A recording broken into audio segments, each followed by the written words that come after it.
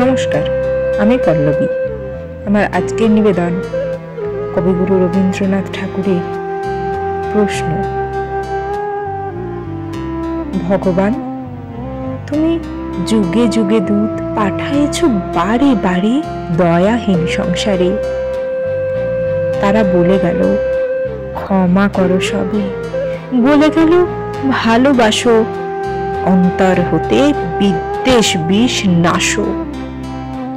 বড়নীয় তারা, স্মরণীয় তারা, তবু বাহির দ্বারে আজ দুর্দিনে ফিরানো তাদের ব্যর্থ নমস্কারে।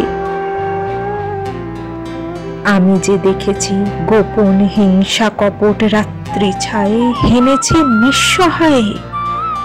আমি যে দেখেছি প্রতিকারহীন শক্তের অপরাধে বিচারের বাণী নীরবে নিভৃতে কাঁদে।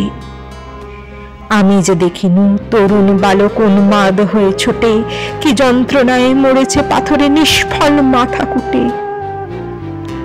কণ্ঠ আমার রুদ্ধ আজিকে বাঁশির সঙ্গীত হারা, অমাবস্যার কারা লুপ্ত করেছে আমার ভুবন দুঃস্বপনের তলে। তাই তো তোমায় শুধাই অশ্রু জলে,